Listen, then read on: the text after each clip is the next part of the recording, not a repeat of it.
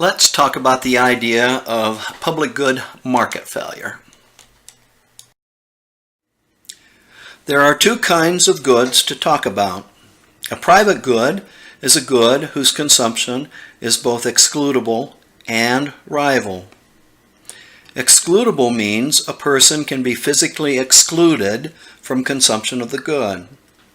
Rival means each person consumes his or her own personal units of the good. The perfectly competitive market allocation is efficient when the good is a private good. Now, a public good is just the opposite. A public good is both non-excludable and non-rival. If a good is a public good, then it is impossible to be physically excluded from consumption of the good once it is provided. It's also the case if a public good is non-rival, this means that consumption is shared. Each person shares the quantity of the good that is provided. Public goods are considered a source of market failure. This means that we do not expect even a perfectly competitive market to allocate resources efficiently to a public good. There are a couple of equations that can help us understand the difference between rival and non-rival consumption. X is a situation for rival, Y is a situation for non-rival. X1 and X2 represent the number of units of good X consumed by each of two people in the community. X is the total number of units consumed in the community. When consumption is rival, the total number of units consumed is equal to the sum of the amounts consumed by each person in the community. So, when consumption is rival, we have the equation X equals X1 plus X2. Y1 and Y2 represent the number of units of good Y consumed by each of two people. Y is the total number of units consumed in the community. When consumption is non-rival, when we have a public good, the total number of units consumed is the same as the number of units consumed by each person in the community. So, with non-rival consumption, Y equals Y1 equals Y2. Each person shares consumption of the total quantity of the good produced in the community. Let's talk about why a public good is a source of market failure. The reasons are related to both the non-excludable and the non-rival aspects of consumption. Let's look first at why we think non-excludability implies market failure. When a good is non-excludable, we expect people to behave as free riders. A free rider is a person who seeks to enjoy the benefits of a public good without contributing to the cost of financing provision of the good. The person tries to ride free on the provision of the good by others in the community. Economists expect such behavior because a person is assumed to maximize utility and to be able to recognize that without excludability, it might be possible to still consume the good without paying for it. If so, then a person can have the public good and money left over to spend on other goods. This would mean greater personal utility. The idea of market provision of such a good would involve a business trying to produce the public good and then sell it in an effort to make a profit. Without excludability, a business would be unable to obtain revenue from which to cover the cost of employing the factors of production. So, if people free ride, there may be no demand for the good expressed to the market by potential buyers. This would result, of course, in no market provision of the public good at all. If, on the other hand, only some people free ride, businesses might respond by providing the public good. But because only part of the full demand for the good would be expressed to the market, less than the efficient quantity would be provided by the market allocation. In either case, the implication is that the market allocation of a public good will be inefficient because the good is non-excludable. The market will provide less than the optimal quantity, and perhaps the market will provide no units of the public good at all.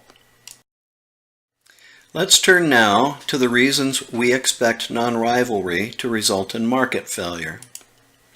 Basically, for efficiency, when consumption is non-rival, each consumer must pay his or her marginal benefit for the public good. Since individuals have different demands for goods and services, this implies that there will be many different prices associated with the optimal quantity of a public good.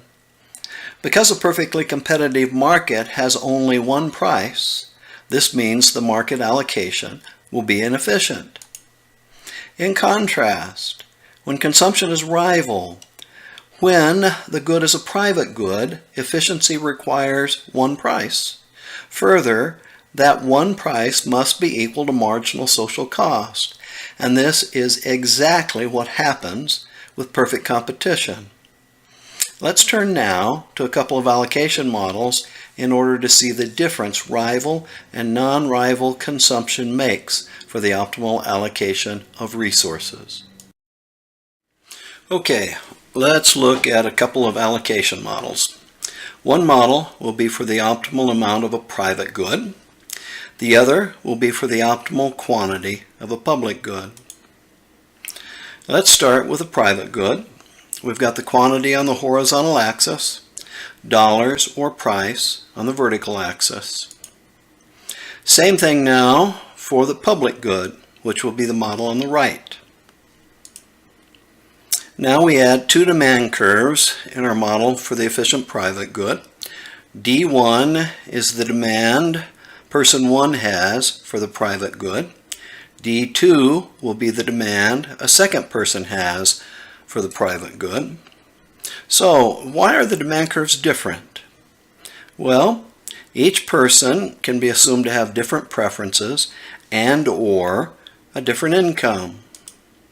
Now let's add these same two demand curves over in the model of the efficient public good on the right.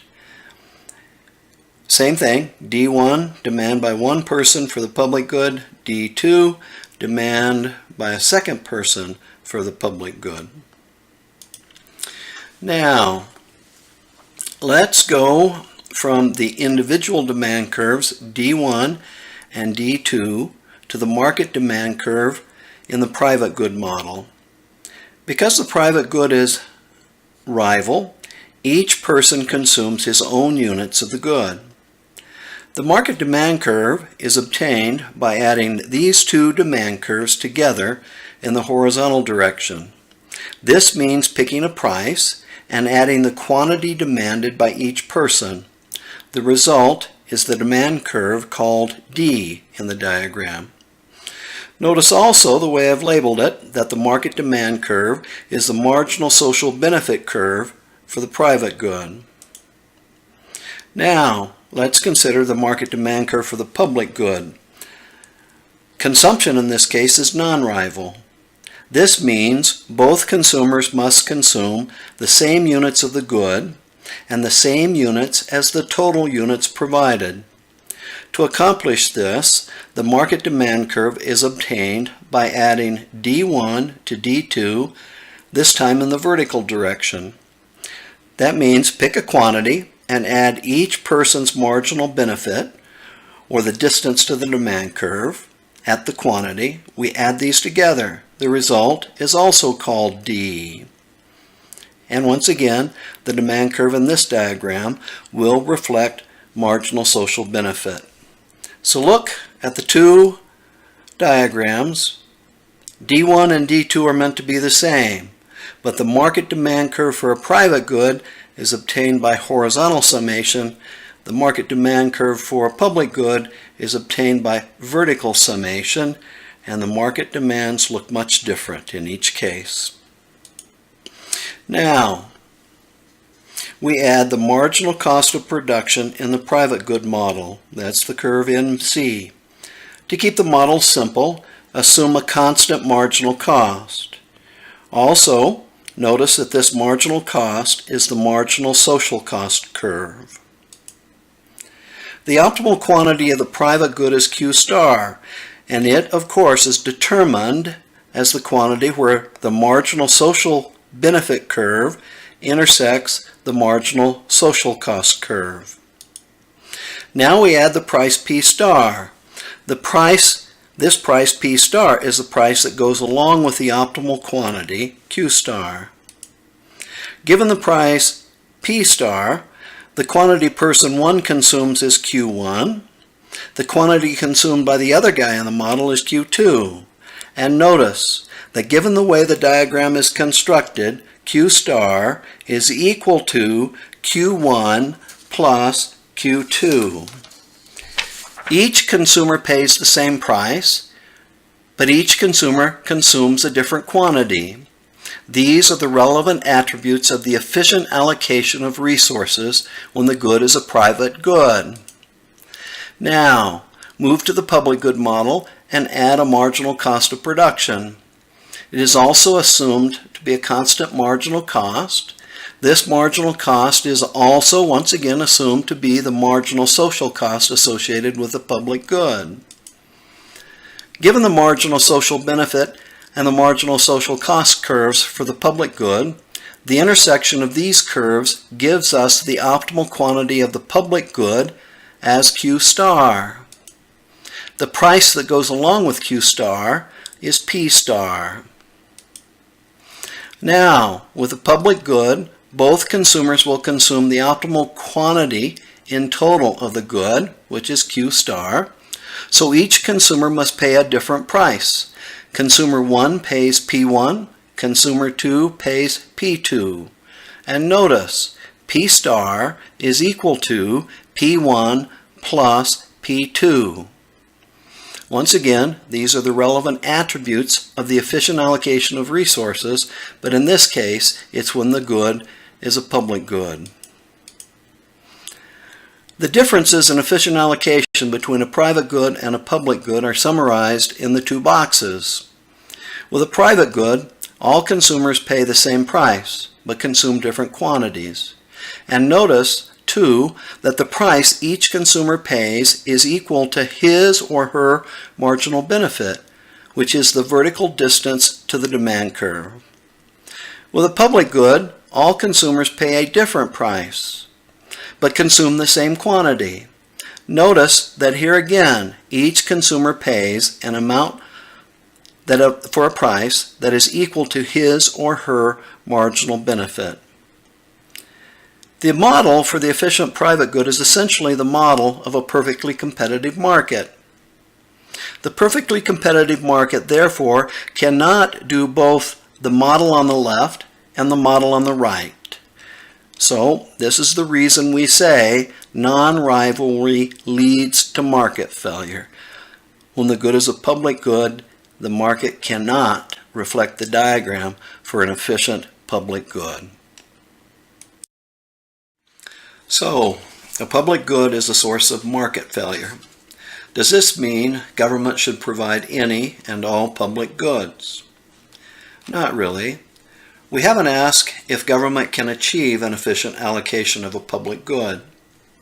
One way to think about this issue is to ask what government can do that a market can't do when a good is non-excludable and non-rival. Government can deal with one aspect of the free rider problem. Government has the power to tax. This is the power to compel or force people to pay money to the government. So, the power to tax means government has the ability to obtain revenue to cover the cost of providing public goods. Government can also deal with the problem of charging different people different prices.